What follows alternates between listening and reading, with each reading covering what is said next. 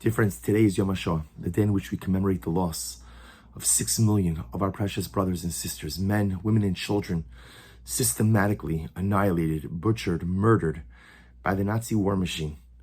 And although the Nazis were unsuccessful in their ultimate plan to eradicate the entirety of the Jewish nation, but the loss of the 6 million is a loss which reverberates to this very day. For those of us who come from survivor families, the images, the notion of not having extended family, grandparents who walked around clearly holding in pain, holding in secrets, all the meanwhile trying to reestablish families, future generations, trying to fan the flames, fan the sparks that were left over in the aftermath of the devastation of the Holocaust into a raging fire, the Yiddishkeit that we know, that we see today.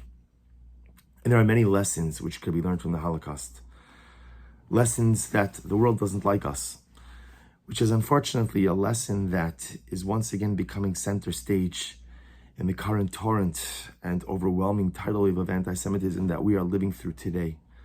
And it's a difficult lesson to ingest, and it's a difficult lesson to absorb, because we as a nation have contributed so much to greater society. We've contributed so much to the world. There's not really much more we can do to be appreciated by the greater world, but for whatever the reason, as Chazal tell us, Klalu, it's the general principle, Esav Sone Es Yaakov, that Esav despises Yaakov. Anti-Semitism is irrational. Anti-Semitism doesn't make sense. Anti-Semitism defies rhyme or reason. But it's a fact. It's a reality. And it's something with which we have to live. And that reality has to shape the way we live, the decisions we make, where we choose to engage, where we choose not to engage. Where do we put the bulk of our efforts and our resources? But that's not for today. Today is about remembering the 6 million. So what is it that we do? On a most basic level, to say an additional kapitel of Tehillim, to learn a little extra Torah. Not that their neshamas need an aliyah. The neshamas of the 6 million Kedoshim don't need us. They died al Kiddush Hashem. They were murdered for one reason, and one reason only, because they were part of the holiest nation on the face of the earth. People who are killed al Kiddush Hashem, ascend to the highest levels of the celestial sphere. They don't need a Tara. They don't even need our tefillos, but yet we offer them anyway. But I want to share with you something that I've always found incredibly inspirational and uplifting. There's a set of svarim called Shailas Atshuvas Mima'amakim, in English, Responsa from the Depth. A set of responsa authored by an incredible tzaddik, Rav Ephraim Oshri, Zecher Tzaddik Livracha. Rav Oshri was the Rav of the Kovna ghetto, and in his capacity, he assumed this role after Rav Elchanan Wasserman Hashem Yikom Damam was murdered by the Lithuanians at the 9th Fort. And in this capacity, he answered a range of shailas.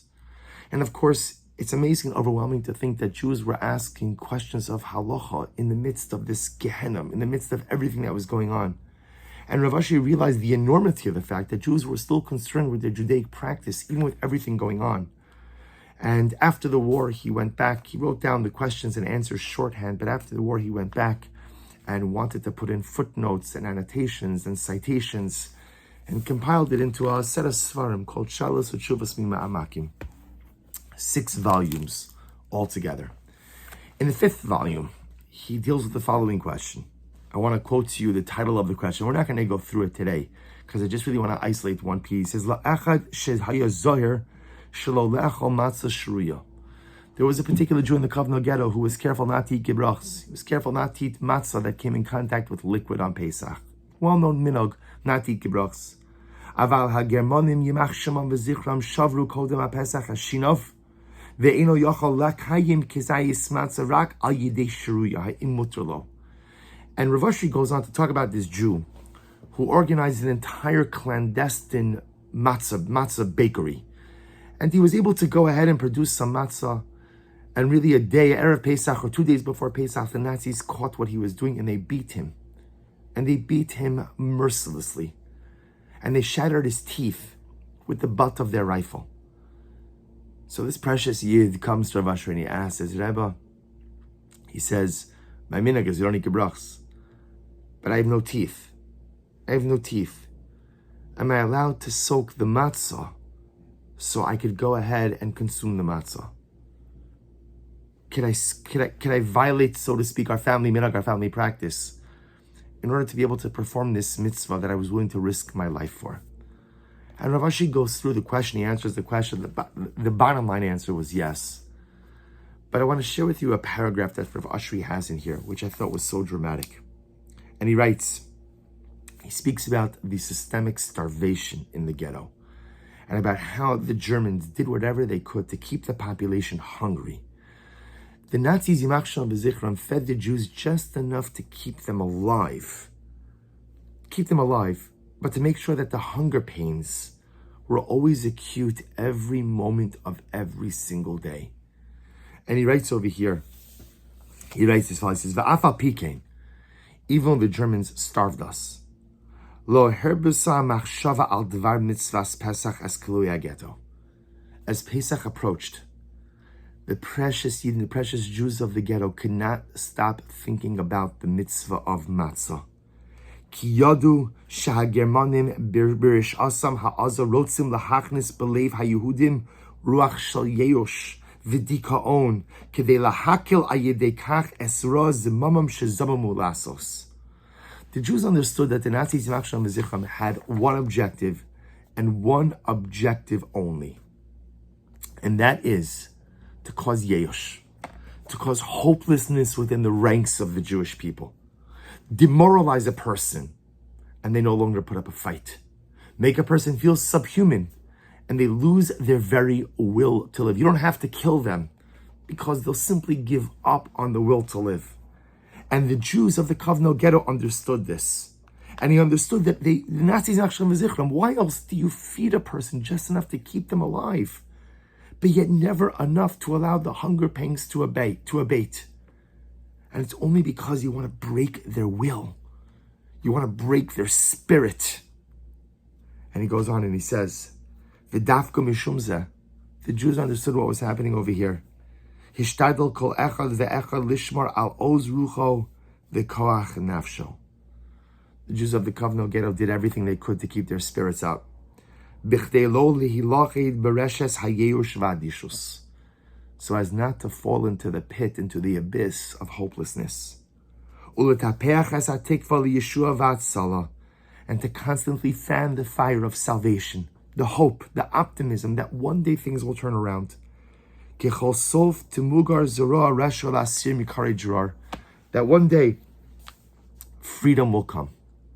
And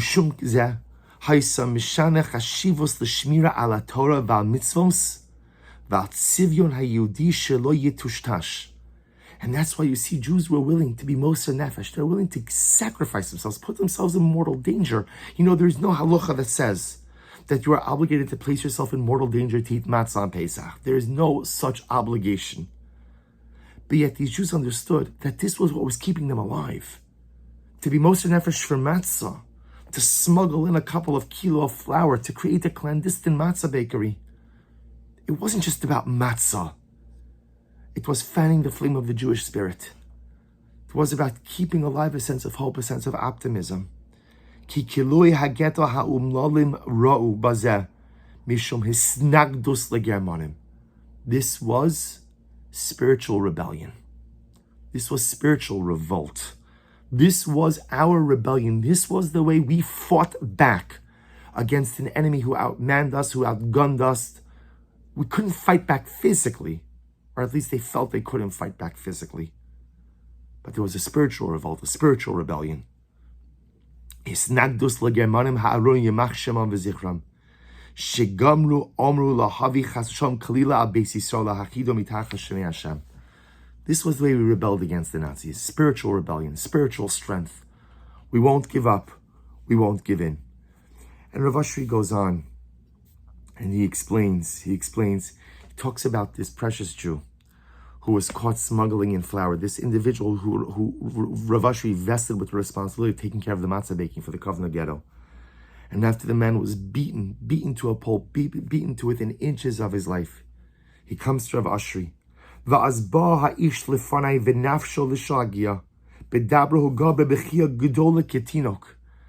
After his beating, the man came before Rav Ashri crying like a child. And dear friends, you would think he comes before Rav Ashri crying like a child, maybe because he's so wounded, he's so hurt. Eich yuchal lekayim mitzvas achilas matzah kizayis matzah kishashinav shavuros.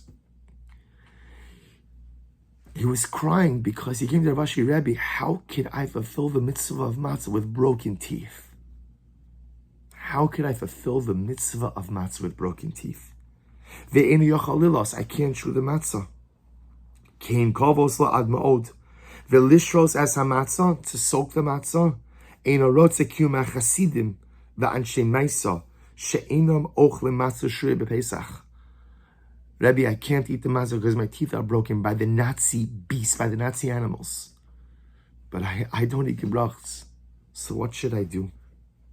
V'achshav, em kol mesiras nafsho bigla mitzvas achilas matzah, u'atzmo lo yuchal lekaymo. And now with all of this self-sacrifice for the mitzvah of matzah, this man was crying like a child. Not over the beating, but crying like a child over the fact that he could not fulfill the mitzvah of matzah. Ulazos nafsho b'sheilaso. And therefore he came to Rav Ashi. Again, his neshama in his hand, so he's asking this question. Eich efshal l'sader shegam hu yuchal l'zakos b'kiyah mitzvos achilas k'zayis matzah. How could I fulfill the mitzvah? And Rav Ashi, like I said, paskin, he could soak the matzah, he could eat the matzah. But dear friends, it's not about the question. Or I should say, it's not about the answer. It's about the question. Spiritual resistance. Spiritual resistance. The Jews of the covenant were going to eat matzah, not because you're obligated to risk your life to go ahead and eat matzah, but because they understood that this was the way they fought back. If we could prevent the Nazi war machine from stamping out our hope, from stamping out our optimism, from stamping out our flame of spirituality, then we have a future. Then we have a future. And a precious Jew comes before the Ashri with a mouth full of broken teeth. Rebbe, how can I fulfill the mitzvah of matzah? Dear friends, this is Yom HaShoah. Do you want to know what the takeaway from the Holocaust is? We don't know the reasons. We don't know why HaKadosh Baruch Hu does things. We don't understand how Hashem allowed this to occur. And it's not our purview. It's not our business to understand. We're not entitled necessarily to this level of complexity of divine machinations. And we're not going to understand it. There is no answer. There is no answer that can make a calamity of these proportions make any kind of sense. So what do we do with it? And it can't be just, okay, the world hates us.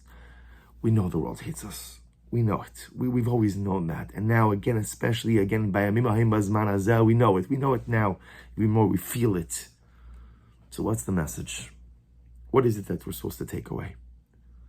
So number one, when we see the Mesiras Nefesh that our ancestors had for Yiddishkeit, the risk and the self-sacrifice that they were willing to put in, then what demand do we make of ourselves? You know, the Yid, the precious Jew in this Shaila, his name isn't given. But just know that there was a Jew who was willing to risk his life for matzah. And then when beaten within inches of his life, was not concerned about his injuries, but was concerned about the mitzvah. And Chevra, how much we have to push ourselves. What's our Mesiras Nefesh for Yiddishkeit? What's our self-sacrifice? What are we willing to do? What are we willing to give up? What are we willing to sacrifice for our connection to Am Yisrael, to Eretz Yisrael, to Torah Yisrael, to the Ribono Shel Olam? That's number one.